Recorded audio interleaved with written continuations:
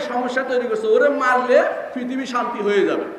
হ্যাঁ, এখনকার সময় কিছু মানুষ লেখে অমুককে ওয়াজিবুল কতল হয়ে গেছে, অমুকের মারলে পৃথিবী শান্ত হবে, এই জাতীয় জিনিসগুলো তারা বলতেছে। তাদের নিয়তের ব্যাপারে আমি আক্রমণ করছি না, কাজটা কি ঠিক আছে কিনা? কাজ ঠিক নাই। তাহলে বুঝতে পারছেন আপনি, এই মানুষগুলো যারা আজ দিন প্রতিষ্ঠার নামে বিভিন্ন দলে দলে বিভক্ত হচ্ছে, তাদের নিয়তের ব্যাপারে আমার হামলা নাই, কিন্তু কাজটা পুরোটাই ভুল। কারণ ইসলাম কখনো দলে দলে বিভক্ত হইতে বলে না। এই আয়াতের শেষেই আল্লাহ তাআলা বলে দিয়েছেন, কি বলেছেন? আর আকিমুদ্দিনা ওয়ালা তাতাফাররাকু ফীহি, দিন কায়েম করো, টুকরা টুকরা করে দিনকে ভাগ করে ফেলো না। আজ যারা বিভিন্ন জায়গাতে বিভিন্ন নামে বেনামে দলীয় বিভিন্ন ব্যানারে বিভিন্নভাবে মানুষদেরকে ভাগ করে নিচ্ছে, একে অপরের বিরুদ্ধে লেগে আছে বিনা কারণে যারা লেগে আছে প্রত্যেকে দিনকে টুকরো টুকরো করে দিচ্ছে। এরা বেশিরভাগই দিনকে টুকরো টুকরো করে দিচ্ছে। এদেরকে আপনি চিনে রাখুন। এদের দ্বারা ইসলামের ক্ষতি বেশি হচ্ছে, লাভ বেশি হচ্ছে না। এদের দ্বারা যতটুকু ক্ষতি হচ্ছে সেটা পোষানো যাচ্ছে না। কারণ মুসলিম উম্মাহ হচ্ছে একটি দেহ একটি প্রাণ। এখান থেকে একটা অংশ ভাগ অর্থ হচ্ছে এই দেহ থেকে একটা অংশ চলে যাওয়া। এটা ইসলাম কখনো পছন্দ করে না। প্রত্যেকটি মানুষ উম্মাহ, জামা অর্থ হলো প্রত্যেকটি মুসলিম হচ্ছে একটি জামা। এখানে আপনাকে ভিতরে ঢুকে তাদেরকে ইসলাহ করবেন, তাদের মধ্যে আপনি তাদের সন্তানদেরকে দিন শিক্ষা দিবেন, তাদের মধ্যে যাবেন ওয়াজ নসিহত করবেন। আপনি যদি বলেন যে না আমি কোথাও যাব না, আমার কাছে যেতে হবে, আমি ক্ষমতায় যেয়ে তারপর করব, সেটা কোনো দিন হয়ে উঠবে না। আপনার দাওয়াতও কোনোদিন কাজে লাগবে না। কারণ হচ্ছে আপনি বুঝেননি কি দিয়ে শুরু করতে হবে। আল্লাহ তাআলা কোরআনে কারিমে যেটা বলে দিয়েছেন যে ওয়াদাল্লাহুল্লাযীনা আমানু ওয়া আমিলুস সালিহাতি লা ইস্তাখলিফান্নাহুম ফিল আরদি। আল্লাহ তাআলা ওয়াদা করেছেন ঈমান এবং আমল সালেহ করলে তাদেরকে আল্লাহ দুনিয়ার উপর ক্ষমতায় বসাবেন। মুহাম্মদুর রাসূলুল্লাহ সাল্লাল্লাহু আলাইহি সাল্লাম মক্কাতে ঈমানের চর্চা করেছেন, আমল সালেহ চর্চা করেছেন, কিন্তু পরিপূর্ণভাবে সবাই হয়নি দেখে মদিনাতে গিয়েছেন। মদিনাতে যখন একটা বিরাট গোষ্ঠী তৈরি হলো, যারা কখনো আল্লাহ ছাড়া কাউকে ভয় পায়নি, যুদ্ধ জিহাদের তৈরি হয়েছে, সেখানে আল্লাহ তাআলা তাদেরকে রাষ্ট্রের সুযোগ দিয়েছেন। এর আগ পর্যন্ত রাষ্ট্র হয়নি। কারণ হচ্ছে এই যাদের উপর আপনি তৈরি করবেন রাষ্ট্র, তারা তো তৈরি হয়নি। তাদেরকে তো আপনি তৈরি করতে হবে। কাদের উপর আপনি তৈরি করবেন? এমন জাতির উপর আপনি কিভাবে রাষ্ট্র তৈরি করবেন? বুঝেই না ইসলাম। যারা ইসলাম বুঝে না তাদেরকে আপনি কি তৈরি করতে যাচ্ছেন? আমি একটা উদাহরণ দিতে চাই। সেটা হচ্ছে, আপনারা জানেন আলে রশিদ সৌদি আরবের ক্ষমতায় ছিল না 30 বছর ক্ষমতায় ছিল তারা, কিন্তু আলে সৌদ ক্ষমতায় ছিল না। এই 30টি বছর সৌদি আরবের গ্র্যান্ড মুফতি বলা হয় ওনাকে, মোহাম্মদ ইবনে ইব্রাহিম আল শেখ। কি করেছেন তিনি? আন্দোলন করেছেন? না, আন্দোলন করেননি। কি করেছেন?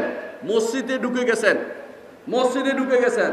কারণ মসজিদে মানুষ আসবে, সবাইকে মসজিদে নিয়ে আসছেন, মসজিদের ভিতরে তাদেরকে পড়িয়েছেন, তা কিতাব পড়িয়েছেন। তখন মাদ্রাসা ছিল না সৌদি আরবে, মাদ্রাসার সিস্টেমটাই ছিল না। মসজিদে পড়াইতেন তারা, এখনো সেখানে মসজিদের মধ্যে পড়ানো হয়, আপনারা জানেন। তাহলে 30টা বছর তিনি লোক তৈরি করেছেন। সে পরবর্তীতে যখন আমির আব্দুল আজিজ বিন আব্দুর রহমান আল সৌদ যিনি ক্ষমতায় আসে বললেন যে ইমাম শেখ মোহাম্মদ ইবনে ইব্রাহিম আলু শেখ, আপনি আমার জন্য কি করছেন? বলছে আমি 30 বছর তোমার জন্য লোক তৈরি করেছি।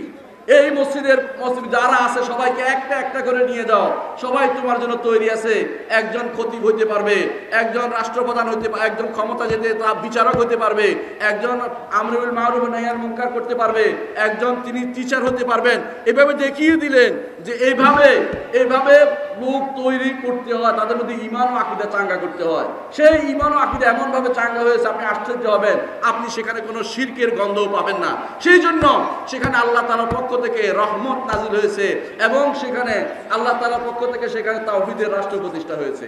এর বাইরে যত মানুষ যত রাষ্ট্রই আজ প্রতিষ্ঠা করার চিন্তা করুক না কেন, একামতের দিনের নাম দিয়ে আর যেই নাম দিয়ে হোক, যদি মানুষের ভিতরে ঈমান না থাকে, মানুষের মাথার ভিতরে ঈমান না থাকে, সেই রাষ্ট্র অল্প কিছুদিনের মধ্যেই চলে যাবে।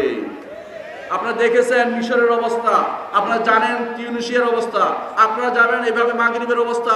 বিভিন্ন এলাকাতে যেখানে যারা এইভাবে মনে করেছে যে বোঝবাজি করে একটা কিছু করে মানুষের মাথার উপরে ডিঙ্গি অথবা তথাকথিত গণতান্ত্রিক পদ্ধতিতে 1 নম্বর 2 নম্বর বেশি পেয়ে আমরা বুঝি ক্ষমতায় নিয়ে চলে যাবো 1 নম্বর 2 নম্বর দিয়ে, এবং সেখানে গিয়ে ইসলাম প্রতিষ্ঠা করব, এইটা শুধু পরাহত বিষয়, কোনোদিন হবে না। সেটা কোনোদিন সেটা হয়নি, হবেও না। যতক্ষণ পর্যন্ত আপনার অন্তরে ইসলাম প্রতিষ্ঠা না হবে ততক্ষণ পর্যন্ত বাইরে ইসলাম প্রতিষ্ঠা হবে না।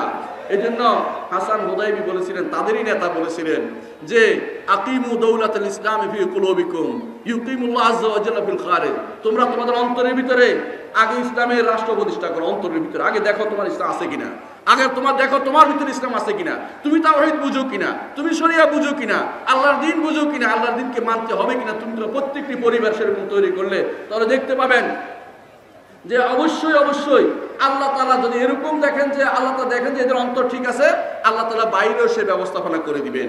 আল্লাহ তাআলা এই হাকিম, তিনি যতক্ষণ পর্যন্ত মানুষের মধ্যে সেটা দেখতে না পাবেন ততক্ষণ পর্যন্ত সেটা করে দেন না। এই জন্য আপনার সাহাবায়ে কেরাম যখন মদিনা থেকে হিজরত করেছে, মক্কা থেকে হিজরত করে মদিনায় আসলেন, বিভিন্ন জায়গায় হিজরত করলেন, আবার ফিরে আসলেন কোথায়? মদিনায় আসলেন। এবং সেখানে তখন দেখলেন যে এমন একটা গোষ্ঠী তৈরি হয়েছে যারা ইমানের ক্ষেত্রে বলিয়ান, তারা জিহাদের উপরও বলিয়ান, প্রত্যেকটি কাজে তাদেরকে কেউ বলা লাগে না, তারা সব কিছুতেই আল্লাহ এবং তার রাসূলের উপর বিশ্বাসী তারা। আল্লাহ তাআলা তখন তাদেরকে সাহায্য করলেন এবং এমন একটি রাষ্ট্র প্রতিষ্ঠা করলেন যে রাষ্ট্রের যেখানে সিটি ফুটা গেছে সেখানেও নতুন করে আল্লাহর পক্ষ থেকে দ্বীনকে প্রতিষ্ঠা করা হয়েছে। কারণ হচ্ছে, মূল জিনিস হচ্ছে ঈমানকে নিজের অন্তরে প্রতিষ্ঠা করতে হবে। অথচ আজ আমরা ইমানিয়াত বিষয়গুলোকে, তাওহীদের বিষয়গুলোকে আমরা এক পাশ কেটে যাচ্ছি, এটাকে কোনো গুরুত্বই দিচ্ছি না। বেশিরভাগ মানুষে মনে করছে যে এইভাবে বোধহয় ইসলাম আর হবে না। না, ইসলাম যেভাবে প্রথম তৈরি হয়েছিল, প্রথম যেভাবে প্রতিষ্ঠা হয়েছিল, শেষেও সেভাবে প্রতিষ্ঠা হবে। এটা আমার কথা নয়, ইমাম মালিক রাহমাতুল্লাহ আলাইহি বলেছেন যে যে জিনিস সাহাবাদের যুগে দ্বীনের ব্যাপারে তৈরি দ্বীন হিসাবে গ্রহণযোগ্য হয়নি, কিয়ামত পর্যন্ত সেটা আর কোনোদিন দ্বীন হিসাবে গ্রহণযোগ্য হবে না।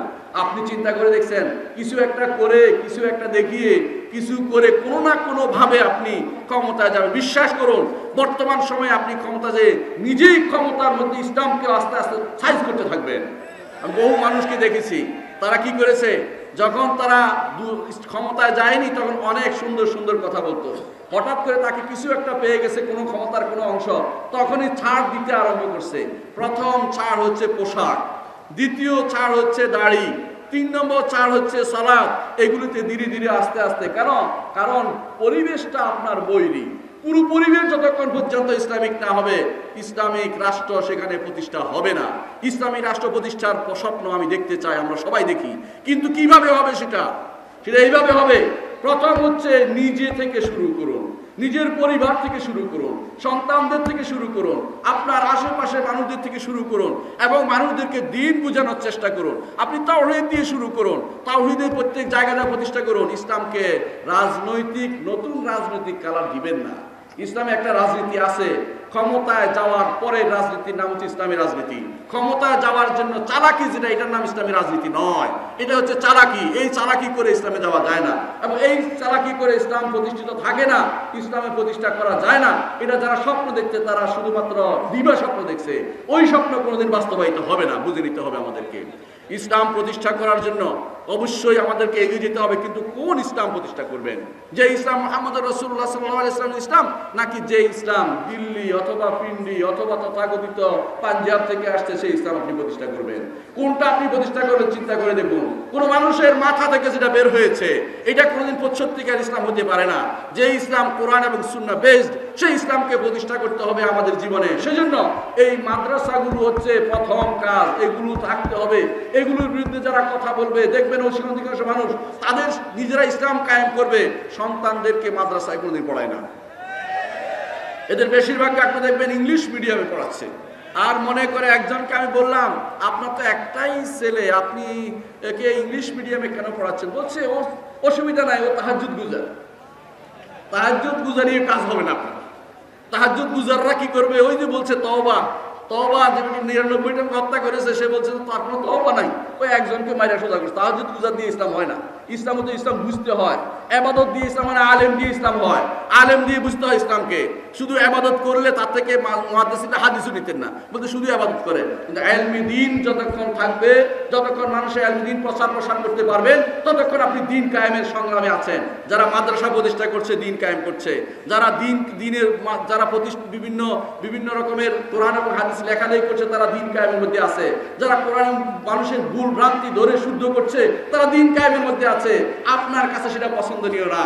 আপনার কাছে পছন্দনীয় হচ্ছে দ্বীন কায়েম হচ্ছে রাস্তা বন্ধ করো, হানাহানি করো, মারামারি করো, মিছিল করো, কোথাও দাঁড়িয়ে সেখানে আক্রমণ করো, পেট্রোল বোমা মারো। এগুলি কোনোদিন দিন ছিল না, কিয়ামত পর্যন্ত কোনো দিন হবে না। এগুলি মানুষের বানোয়ার জিনিস, এগুলি থেকে দূরে থাকতে হবে। সন্তানদেরকে বুঝাতে হবে এগুলি কোনো দিন নয়, দিন হতে পারে না। এগুলো রাসূলুল্লাহ সাল্লাল্লাহু আলাইহি ওয়াসাল্লাম দেননি। ঘুরিয়ে ঘুরিয়ে মিথ্যা বানোয়ার বিভিন্ন অংশ নিয়ে, বিভিন্ন জিনিস নিয়ে এসে বলবে যে হ্যাঁ মিছিল করা যাবে। কেউ কি বলে, যখন হামজা অথবা ওমর রাদিয়াল্লাহু ইসলাম গ্রহণ করছে, হামজা এক ভাগ হয়ে, ওমর এক ভাগ হয়ে মিছিল করতে করতে তারা নাকি কাবাতে ঢুকছে। এই মিথ্যা সার করে আমাদেরকে বোকা বানানো হচ্ছে। এগুলি মিথ্যা কথা, এগুলি কোনোদিন সত্য কথা নয়, এগুলি কোনোদিন ছিলও না। রাসূলুল্লাহ সাল্লাল্লাহু আলাইহি ওয়াসাল্লাম সিস্টেম আমাদেরকে জানিয়ে দেননি। আল্লাহ তাআলা বলে দিয়েছেন কিভাবে দ্বীন প্রতিষ্ঠার সিস্টেমটাও বলে দিয়েছেন উদউ ইলা সাবিলি রাব্বিকা বিল হিকমাতি ওয়াল মাউইযাতিল হাসানা ওয়াজাদিলুহুম বিল্লাতী আহসান। আমাদেরকে বলে নাই জোর করে মানুষের উপর দিয়ে, তার গায়ের উপর দিয়ে কিভাবে মানুক আর না মানুক জোর করে চালিয়ে দিয়ে, সেটা বলা হয় নাই। তাকে মানাতে বলা হয়েছে। যখন ক্ষমতায় যাবে তখন তাদেরকে বুঝিয়ে শুনিয়ে সবকিছু করে দ্বীনকে সুপ্রতিষ্ঠিত রাখতে বলা হয়েছে। ক্ষমতায় না গেলেও দ্বীন প্রতিষ্ঠা হয়। এটা প্রমাণ হচ্ছে যাদেরকে আল্লাহ তাআলা এই পাঁচজনকে উল্লেখ করেছেন, আল্লাহ তাআলা নূহ, ইব্রাহিম, মুসা, ঈসা, এরা কি রাষ্ট্রপ্রধান ছিল? এরা কি দ্বীন প্রতিষ্ঠা করে নাই? অবশ্যই করেছে। তাহলে আপনি কেন চিন্তা করতেছেন আল্লাহ যাদেরকে নির্দেশ দিয়েছেন তারা যদি দ্বীন প্রতিষ্ঠা না করে থাকে, তাহলে তো আপনি বলতে যাচ্ছেন তাদের উপর ইলজাম দিলেন, দোষ দিলেন যে নবীরা দ্বীন প্রতিষ্ঠা করে। নাউযুবিল্লাহ। তো নবীরা কোন দ্বীন প্রতিষ্ঠা করেছেন? যে দিনটা ছিল ইসলাম, যে দিনটা ছিল ব্যক্তি জীবনে, সমাজ জীবনে, এবং যতটুকু তার সামর্থ্য আছে অতটুকুতে যারা প্রতিষ্ঠা করেছে ততটুকু তারা ইসলামকে প্রতিষ্ঠা করেছে। ইসলামকে খণ্ড বিখণ্ড করে একটা অংশ নিয়ে আমি যেটা বুঝেছি সেটাই হবে এটা নয়। যেটা মৌলিক জিনিস, যেটা করতেই হবে, ফরজে আইন, এই তাওহীদ দিয়ে শুরু করতে হবে, ঈমানিয়াত দিয়ে শুরু করতে হবে, ইসলামের নীতিগুলি দিয়ে শুরু করতে হবে, ইসলামের আরকান দিয়ে শুরু করতে হবে। তারপরে যেটা কিম্মাতুল ইসলাম, সেটা হচ্ছে ক্ষমতায় যদি যেতে পারা যায় একটু ভালো হয়। নিঃসন্দেহে অনেক আইন বাস্তবায়ন করা যায় না ক্ষমতা না থাকলে, সেটা পরের কথা। আপনার ঘরেই তো ইসলাম প্রতিষ্ঠা করতে পারছেন না। আপনি কি যান, আপনি এখনই যাচ্ছেন কোর্টে যাচ্ছেন, কি আপনি নাতি হয়ে দাদার সম্পত্তির ওয়ারিশ হওয়ার জন্য কোর্টে যাচ্ছেন। আপনি কয়জনকে বলতে পেরেছেন যে এটা হারাম, এটা শিরক, এটা করলে ঈমান থাকবে না? আপনি বলতে পারেন নাই, কারণ হচ্ছে আপনি ইসলাম বুঝেননি। সুতরাং আমাদেরকে চিন্তা করতে হবে আজই যে আমি কোন ইসলাম প্রতিষ্ঠা করতে যাচ্ছি। যে ইসলাম মুহাম্মদ রাসূলুল্লাহ সাল্লাল্লাহু আলাইহি ওয়াসাল্লাম চেয়েছেন সেটা, নাকি যে ইসলাম তথাকথিত বুদ্ধিজীবীদের মাথা থেকে বের হয়েছে সেই ইসলাম আমি প্রতিষ্ঠা করতে যাচ্ছি? বেশিরভাগ মানুষে আজ বুদ্ধিজীবীদের মাথা খুব পছন্দ করে, অথচ বুদ্ধিজীবীরা কখনো ইসলামের ধারক বাহক ছিল না। ইসলামের নামই হচ্ছে সামি'না ওয়া আতা'না, শুনলাম এবং মেনে নিলাম। বুদ্ধি দিয়ে নতুন করে একটা থিওরি দিয়ে নতুন পদ্ধতি আবিষ্কার করবে, এটা ইসলাম বলে না। ইসলাম পরিপূর্ণ, ইসলাম পরিপূর্ণ। আল-ইয়াওমা আকমালতু লাকুম দীনাকুম ওয়া আতমামতু আলাইকুম নি'মাতি ওয়া রাদিতু লাকুমুল ইসলামা দীনা। আল্লাহ তাআলা দ্বীনকে, এই ইসলামকে পরিপূর্ণ করে দিয়েছেন। নতুন করে নতুন পদ্ধতি আবিষ্কার করে ইসলামে যারা করবে তারা বেদাত করছে, তারা সঠিক পথে চলবে না। এই জন্য ইসলামকে সেই সনাতন পদ্ধতি চলবে, যেই পদ্ধতি সাহাবায়ে কেরাম চালিয়েছেন, তাবেঈনরা চালিয়েছেন, ইমামরা চলেছেন, সেই পদ্ধতিতে ইসলামকে প্রতিষ্ঠা করতে হবে। নতুন কোনো পদ্ধতি ইসলাম প্রতিষ্ঠিত হবে না। আর রাষ্ট্রে ইসলাম প্রতিষ্ঠা করার জন্য ঘরে ঘরে প্রত্যেকেই ইসলামকে প্রতিষ্ঠা করলে সেটা ধীরে ধীরে রাষ্ট্রের দিকে যাবে। গণজোয়ার যখন হবে, মানুষ যেটা চাইবে রাষ্ট্র তখন সেটা করবে। মানুষ যেটা চাইবে সেটা মানুষ করবে। এই দেশেও দেখুন 99% ভোট দেন, রাষ্ট্রপ্রধান বলবে যে ওইটাই করে দেবো, কারণ তার তো ক্ষমতা থাকা দরকার। সুতরাং আমাদেরকে বুঝতে হবে কোন কাজটা আমরা করছি। আমরা অনেক আগে, অর্থাৎ আমরা ওই বলা হয় থাকে যে চাষ করার আগেই, অর্থাৎ লাঙ্গল দিয়ে ক্ষেত কষার আগেই মই লাগাই দিচ্ছি, আগেই যে আগে তো ক্ষেত করতে হবে, ধান আগে লাগাইতে হবে, তারপরে তো আপনি কাটবেন। আপনি আগে থেকে ধান কাটার ব্যবস্থা করতেছেন। এই ভুলের উপর থাকার কারণে আজ আমাদের সমাজে ইসলাম প্রতিষ্ঠা হচ্ছে না। এই জন্য বেশি বেশি করে দ্বীনের কোন অংশটাকে বেশি আমাদের গুরুত্ব দিতে হবে সেটা বুঝতে হবে এবং সেটা নিয়ে এগিয়ে যেতে হবে। আল্লাহ আমাদেরকে দ্বীন প্রতিষ্ঠা করার তৌফিক দান করুন। في القلب مشاعر أخفيها قد أشرقت أشرقت الشمس عليها عن خطط لم أعبأ فيها ستكون بأيامي فرقا فحياتي قبل الحلقات تيه بضياع بشتاتي